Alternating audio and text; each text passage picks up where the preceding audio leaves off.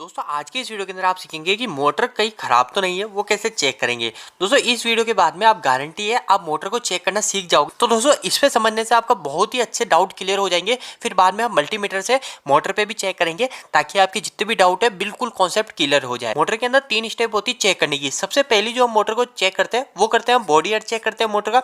उसके बाद में दोस्तों हम चेक करते हैं कंटिन्यूटी टेस्ट जो कि वाइंडिंग का आपस में होता है। थर्ड चेक करते हैं मोटर का रेजिस्टेंस। तो दोस्तों ये तीनों बहुत ही इंपॉर्टेंट है किसी भी मोटर को चेक करने के लिए। तो एक एक करके तीनों को कवर कर देता हूं मैं, फिर बाद में हम प्रैक्टिकल की बात करेंगे। तो आपने मोटर की कनेक्शन प्लेट देखी होगी, वो कनेक्शन प्लेट कुछ इस तरीके की होती है। ये 3 फेज मोटर की है, ठीक है। 3 फेज की मोटर की हम बात करेंगे, 3 फेज मोटर को कैसे चेक किया जाता है। तो 3 फेज मोटर की कनेक्शन प्लेट कुछ इस तरीके की होती है। उसमें 1 2 3 4 5 6 टर्मिनल होते हैं। तो दोस्तों क्या होते हैं 6 टर्मिनल, वो मैं आपको बताता हूँ। सिंपल सी बात यह है कि हमारे जो 3 फेज मोटर है तो उसका मतलब यह है कि इसके अंदर 3 वाइंडिंग होती है। 3 वाइंडिंग का अर्थ दोस्तों, जैसे 3 वाइंडिंग होती है, 3 वाइंडिंग का मतलब 3 तार है लंबे लंबे, और इन 3 तार को लपेट के हमारी मोटर के अंदर डाल दिया। बहुत ही सिंपल होता है दोस्तों मोटर को चेक करना, कोई बड़ी बात नहीं है। यानी सिंपल सी बात है, एक तार हमारी मोटर के अंदर गया, जैसे आपको ये 6 तार दिख रहे हैं ना, ये इधर के 3 को अलग मानो, यानी इस साइड के 3 को अलग मानो, इस साइड के 3 को अलग मानो। अब जैसे मैंने आपको बताया 6 तार होते हैं, तो 3 तार हमारी मोटर के अंदर जाते हैं और वो 3 तार घूम के वापस से हमारी दूसरी साइड आके लग जाते हैं। जैसे यानी ये तार हमारी मोटर के अंदर गया और वो पूरा राउंड राउंड होके यहाँ पे आके लग गया, ये तार पूरा अंदर घूम के यहाँ पे आके लग गया, और ये तार यहाँ पे घूम के यहाँ पे आके लग गया। इसको वाइंडिंग बोलते हैं, यानी जो तार घूम के आता है ना अंदर से, उसको वाइंडिंग बोलते हैं। होता वो एक तार ही है लंबा। तो दोस्तों अगर मोटर आपकी नहीं चल रही है और आपको टेस्ट करना है तो आपको क्या करना है, वो स्टेप बाय स्टेप आप देखिए और उसी तरीके से कीजिएगा। तो दोस्तों सबसे पहले आपको करना है बॉडी अर्थ टेस्ट।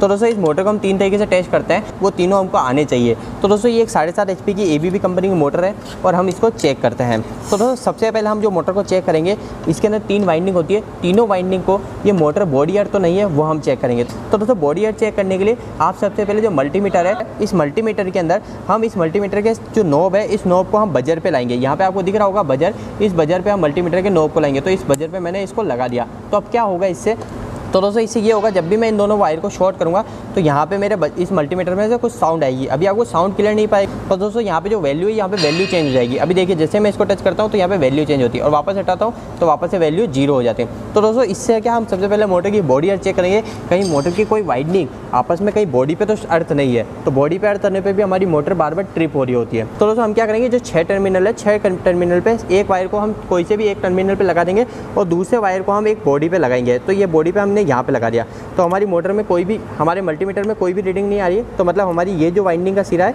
ये टर्मिनल बॉडी अर्थ नहीं है। इसके अलावा दूसरा देखेंगे तो दूसरा भी कोई रीडिंग नहीं आ रही, तो हमारा ये भी सिरा सही है। तीसरे पे लगाएंगे, ये भी सही है। चौथा लगाएंगे, ये भी सही है, ये भी सही है और ये भी सही है। यानी हमको एक पे 2-2 सेकंड लगा के रखना है। अभी देखिए जैसे मैं यहाँ पे बॉडी पे लगाता हूँ तो ये आपस में कंटिन्यूटी शॉर्ट बताएगा।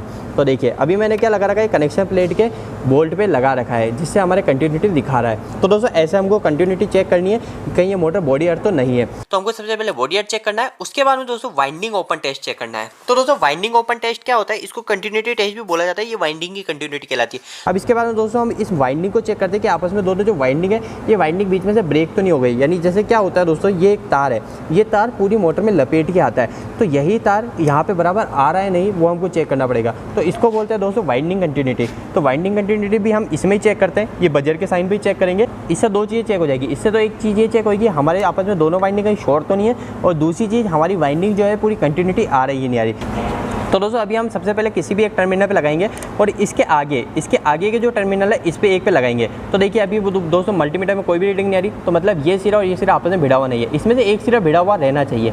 देखिए इसमें दिखा रहा है, तो मतलब ये वाइंडिंग और ये वाइंडिंग सेम है। ये वाइंडिंग का पहला सिरा और ये वाइंडिंग का दूसरा सिरा है। इसके अलावा दोस्तों तीसरे पे चेक करेंगे तो तीसरे पे भी नहीं दिखा रहा है, मतलब हमारी ये वाइंडिंग दोनों एक है। इसके अलावा दोस्तों अब दूसरे पे मल्टीमीटर की नोब को लगाया, अब इस पे लगा के चेक करते हैं। तो दोस्तों हमारी कोई रीडिंग नहीं आ रही है। इस पे लगाया तो भी नहीं आनी चाहिए, क्योंकि ये दोनों वाइंडिंग एक है। अब ये इसके साथ आनी चाहिए, तो ये आ चुकी है और ये वाइंडिंग में हमारी बिल्कुल सही है। इसके बाद में दोस्तों मैं तीसरे पे लगाता हूँ और तीसरे पे भी हम तीनों पे एक एक करके चेक करेंगे। तो दोस्तों इस पे चेक करा, नहीं आनी चाहिए, इस पे भी नहीं आनी चाहिए, और इस पे हमारी कंटिन्यूटी दिखानी चाहिए, और ये दिखा रही है। मतलब हमारी जो तीनों वाइंडिंग है वो तीनों वाइंडिंग आपस में कनेक्ट है। तो तीनों वाइंडिंग हमारी आपस में कहीं पे भी ब्रेक नहीं है, ये हमको पता चल गया। इसके बाद में दोस्तों हम चेक करते हैं रेजिस्टेंस टेस्ट। तो रेजिस्टेंस टेस्ट में क्या होता है, रेजिस्टेंस टेस्ट एक बहुत ही इंपॉर्टेंट एलिमेंट होता है ये हम ये चेक करते हैं हमारी ये जो वाइंडिंग है, जैसे मैंने भी आपको बताया 3 वाइंडिंग होती है, 1 2 3। जैसे हम मानते हैं कि रेजिस्टेंस आया 3.5 ओहम, ठीक है, दूसरे का आया 3.4 ओहम और तीसरे का आया 3.5 ओहम, यानी तीनों का रेजिस्टेंस बिल्कुल सेम आया, लगभग सेम आया।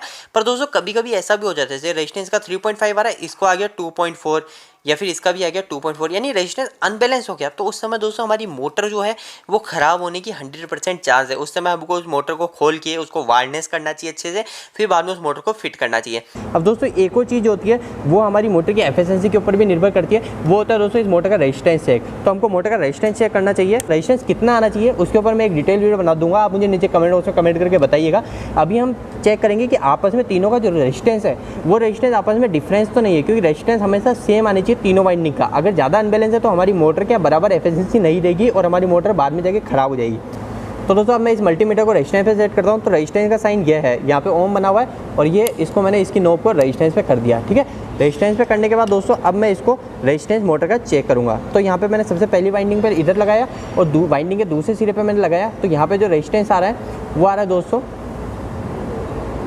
तो दोस्तों जो मेरा रेजिस्टेंस आ रहा है वो आ रहा है 3.7 ओम। इसके बाद में दोस्तों मैं दूसरी वाइंडिंग पे लगाऊँ, दूसरी वाइंडिंग के ये सिरा और इस पे लगाता हूँ। तो दोस्तों जो मेरा रेजिस्टेंस आता है वो आता है 3.5 3.3, ये धीरे धीरे डाउन हो रहा है और ये 3.3 ओम आ गया। तीसरे पे लगाता हूँ दोस्तों, तो यहाँ पे सिरा लगाया और यहाँ पे लगाया, तो मेरा जो रेजिस्टेंस आता है वो आता है दोस्तों 3.3 ओम। तो दोस्तों लगभग तीनों का जो रेजिस्टेंस है वो तीनों का रेजिस्टेंस सेम है, मतलब मेरी मोटर बिल्कुल परफेक्ट और बिल्कुल ओके है। तो दोस्तों अब हम इसको 3 फेज सप्लाई देके ट्रायल लेके चेक कर सकते हैं, और अगर ये मोटर बिल्कुल सही एम्पियर लेती है तो इस मोटर को हम प्लांट में वर्किंग में ले सकते हैं। तो दोस्तों आई होप कि आपको ये वीडियो सही लगा होगा। अगर वीडियो अच्छा लगा हो तो वीडियो को लाइक जरूर कीजिएगा। अगर आपका कोई भी सवाल इस वीडियो के प्रति रह गया हो तो आप मुझे नीचे कमेंट बॉक्स में कमेंट करके पूछ सकते हैं। अगर आपको मल्टीमीटर के ऊपर डिटेल वीडियो चाहिए तो कि मल्टीमीटर कैसे काम करता है, इसका क्या क्या फंक्शन है, तो मुझे कमेंट बॉक्स में कमेंट करके बताइएगा, मैं इसके ऊपर एक डिटेल वीडियो बना दूँगा।